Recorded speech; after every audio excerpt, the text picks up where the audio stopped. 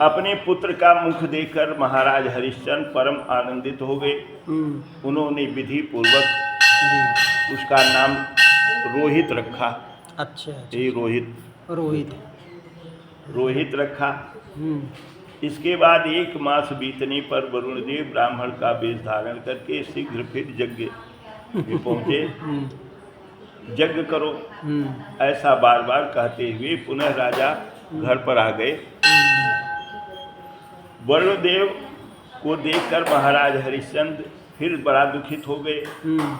प्रणाम किया तथा अतिथि सत्कार करके राजा ने दोनों हाथ जोड़ करके कहा कि हे देव, मैं कितना भाग्यशाली हूँ कि आप मेरे यहाँ पधारे हुए हैं। हे प्रभु, आपने आज मेरे भवन को पवित्र कर दिया। हे बारिश, मैं विधि पूर्वक आपका अभिलषित यज्ञ अवश्य करूँगा। वेद वेताओं ने कहा है कि दंत विहीन पशु यज्ञ के लिए श्रेष्ठ नहीं होता। अच्छा, जिसके दांत न निकले हों वह बलि देने के योग्य नहीं होता है। ठीक है, यह विद्वानों ने कहा है।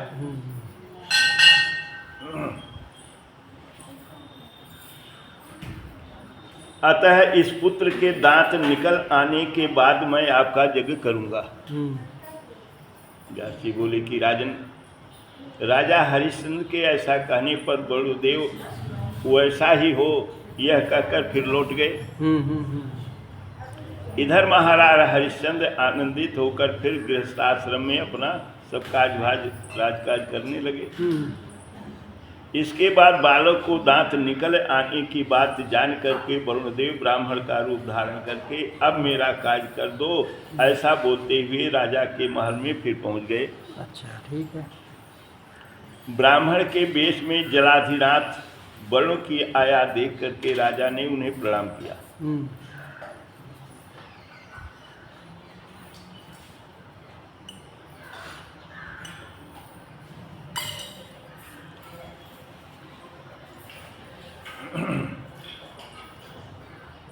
प्रणाम किया।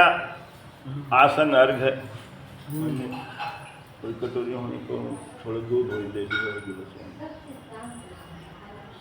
पूजा की। इसके बाद राजा ने उनकी स्तुति करके विनम्रता पूर्वक सिर झुकाकर कहा कि मैं प्रचुर दान दक्षिणा के साथ विधि पूर्वक आपका यज्ञ करूंगा, किंतु अभी तो इस बालक का चूड़ाकर्म संस्कार भी नहीं हुआ। मैंने वृद्ध जनों के मुख से सुना है कि गर्भकालीन केश वाला बालक यज्ञ के लिए पशु बनाने के योग्य नहीं माना जाएगा। ये मुंडन संस्कार। आप सनातन विधि को जानते हैं, अतः चूड़ाकरण की अवधि के लिए मुझे क्षमा कीजिए। मैं इस बालक के मुंडन संस्कार के पश्चात ही आपका यज्ञ कर दूंगा। राजा की बात सुनकर के वरुणदेव उनसे कहा कि हे राजन, आप बार बार यही कह रहे हैं, मुझे धोखा दे रहे हैं। हे राजन, इस समय आपके पास यज्ञ की संपूर्ण सामग्री तो विद्यमान है, किंतु पुत्र स्नेह में बंधे होने के कारण आप मुझे इस बार बार धोखा दे रहे हैं। इसका मुंडन संस्कार हो जाने के बाद भी यदि आप यज्ञ नहीं करेंगे तो मैं आपको श्राप दे दूंगा, आपको भीषण श्राप दूंगा। हे राजन, आज तो मैं आपकी बात मानकर चला जा रहा हूँ, किंतु इसके बाद इच्छाओं को वंश आप अपनी बात असत्य मत करिएगा। ऐसा कहकर वरुणदेव राजा के भवन से तुरंत फिर चले गए। राजा हरिश्चंद्र भी अत्यंत प्रसन्न होकर अपने राजमहल में फिर रहने लगे। इसके बाद जब चूड़ाकरण समय महान उत्सव मनाया जा रहा था, उसी समय वरुणदेव फिर पहुंच गए। रानी शैव्या पुत्र को अपनी गोद में लेकर राजा के पास में बैठी हुई थी। और ये हुई मुंडन का कार्य प्रारंभ हुआ, उसी समय साक्षात अग्नि के समान तेज वाले विप्र रूपधारी श्रीमान वरुण देव आकर के प्रकट हो गए। वार मुंडन संस्कार हो उन्हें आई के याद दिलावे। वरुण देव ने कहा यज्ञ कर्म करो, ऐसा स्पष्ट वचन बोलते हुए राजा के समीप पहुंच गए। देखकर राजा हरिश्चंद्र बहुत व्याकुल हो गए। राजा ने डरते हुए उन्हें प्रणाम किया। वे दोनों हाथ जोड़कर उनके आगे खड़े हो गए। वरुण देव की विधि पूर्वक पूजा करके विनयशील राजा हरिश्चंद्र से उनसे कहा कि हे स्वामिन, मैं आज ही विधि पूर्वक आपका यज्ञ करूंगा, किंतु हे विभो, इस संबंध में मुझे आपसे कुछ कहना है। आप एकाग्र चित्त होकर के उसे सुन लीजिए। मैं आपके समक्ष उसे यह कह रहा हूँ, यदि आप उचित समझें तो उसको आप स्वीकार कर लें। ब्राह्मण, क्षत्रिय और वैश्य ये तीनों वर्ण संस्कार संपन्न हो जाने के बाद ही द्विजात कहलाते हैं। ब्राह्मण, क्षत्रिय, वैश्य तीनों वर्ण संस्कार संपन्न हो जाने के बाद द्विजात कहलाते हैं। अन्यथा यह तीनों शूद्र के तुल्य तब तक रहते हैं। ऐसा वेदविद्ताओं ने कहा है, इसलिए मेरा यह पुत्र अभी शूद्र के समान है। कोई बालक उपनयन संस्कार के संपन्न हो जाने के पश्चात ही यज्ञ क्रिया के योग्य कहलाया जाता है जी। ऐसा निर्णय वेदों में भी लिखा गया है कि क्षत्रियों का उपनयन संस्कार 11वें वर्ष में, ब्राह्मणों का 8वें वर्ष में और वैश्यों का 12वें वर्ष में हो जाना चाहिए जी। ठीक। यदि आप मुझ दीन सेवक पर आप दया करें तो मैं इसका उपनयन संस्कार करने के पश्चात इसे यज्ञ पशु बनाकर आपको भेंट कर दूंगा जी। ठीक है। सभी शास्त्रों के विद्वान तथा धर्म के ज्ञाता हे विभो, आप लोकपाल हैं। यदि आप मेरी बात सत्य मानते हैं तो अपने भवन को आप आज लौट जाइए। उनकी बात सुनकर के वरुण देव ने कहा कि ठीक है। ऐसा कहकर वहाँ से तुरंत फिर चले गए। राजा फिर बड़ा प्रसन्न हो गए। वरुण देव के जाने पर हरिश्चंद्र परम आनंदित हुए। इस प्रकार पुत्र सुख प्राप्त करके राजा को अपार हर्ष प्राप्त हुआ। राजा हरिश्चंद्र अपने राजकाज में तत्पर हो गए। इस प्रकार समय बीतने के बाद उनका पुत्र 10 वर्ष का हो गया। वो आगे टालत 10 वर्ष बीत हो गए।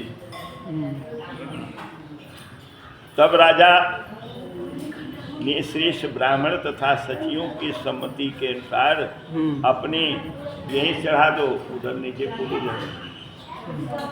राजा ने श्रेष्ठ ब्राह्मण तथा सचिवों की सम्मति के अनुसार अपने विभव के अनुरूप राजकुमार के उपनयन संस्कार की सामग्री एकत्र की। जनेऊ तैयारी होने लगा। ठीक है। पुत्र का 11वां वर्ष लगते ही राजा ने व्रतबंध यानी जनेऊ विधान के अनुसार विधिवत कार्य आरंभ किया। किंतु उनके मन में चिंता के कारण बड़ी उद्विग्नता थी।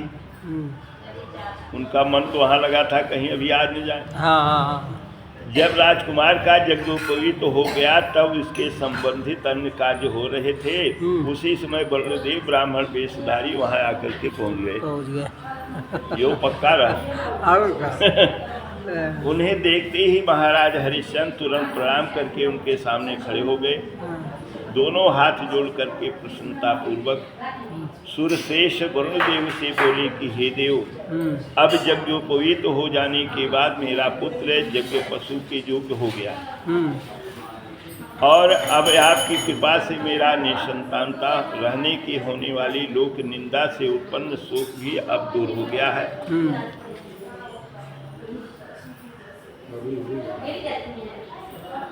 देखा हुई डिब्बा में हुई रुई हम आज धरी लगे वही होई कब्जे वाले डिब्बा में। अब मैं चाहता है ओए अपन कथा न सुना। अब मैं चाहता हूँ कि प्रचुर दक्षिणा वाला आपका श्रेष्ठ यज्ञ उपयुक्त अवसर पर कर डालूं।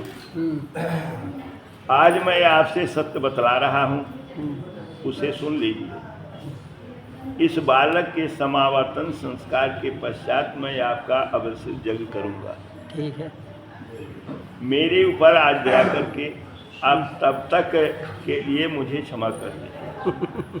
हे राजन, अत्यधिक पुत्र प्रेम में बंधे होने के कारण आप बार बार कोई न कोई युक्ति संगत बुद्धि का प्रयोग करके मुझे धोखा दे रहे हैं। आपकी बात मानकर आज तो मैं फिर जा रहा हूँ, किंतु समावर्तन कर्म के समय पुनः फिर आऊँगा। तो राजा हरिश्चंद्र के यह कहकर तथा विदा लेकर के वरुणदेव चले गए।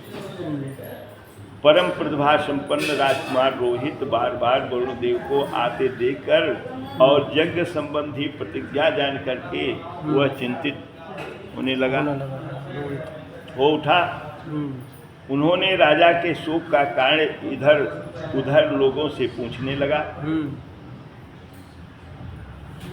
वरुणदेव के यज्ञ में होने वाले अपने वध की बात जान करके राजकुमार ने भाग जाने का निश्चय कर लिया। अच्छा, ठीक।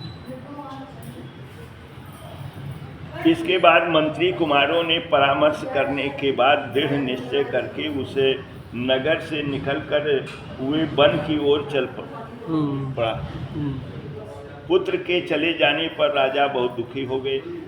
उन्होंने राजकुमार को खोजने के उद्देश्य से अपने दूतों को भेजा। कुछ समय बीतने के पश्चात वे वरुणदेव शोक संतप्त राजा से मेरा यज्ञ करो ऐसा बोलते हुए उनके घर पहुंचे। राजा ने उन्हें प्रणाम करके कहा कि हे देव, अब मैं क्या करूं? भय से व्याकुल होकर मेरा पुत्र न जाने कहाँ चला गया। वह स्वयं घर छोड़ करके चला गया। हे वरुण देवता, मैंने अपने दूतों से पर्वत की कंदराओं मुनियों के आश्रमों में उन्हें सर्वत्र खोजवाया, किंतु वह कहीं नहीं मिला। महाराज, पुत्र के चले जाने पर अब आप ही बताइए कि मैं क्या करूं? इसमें मेरा कोई दोष नहीं है, इसमें हर प्रकार से भाग्य का ही दोष है। राजा की बात को सुनकर वरुणदेव अत्यंत क्रोधित हो गए। राजा के द्वारा बार बार धोखा दिए जाने के कारण उन्होंने क्रोधपूर्वक श्राप दे दिया कि हे राजन, आपने तरह तरह की बातों से मुझे सर्वदा धोखा दिया है, इसलिए अत्यंत भयंकर जलोदर रोग आपको हो जाएगा। हे राजन, तब वरुणदेव के कुपित होकर इस प्रकार का श्राप देने से राजा हरिश्चंद्र कष्टदायक जलोदर रोग से ग्रसित हो गए। इस प्रकार राजा को श्राप देकर पास धारण करने वाले वरुणदेव अपने लोक को चले गए और राजा हरिश्चंद्र उस महाव्याधि से ग्रस्त होकर महान कष्ट भोगने लगे। बोलिए जगदम्बा।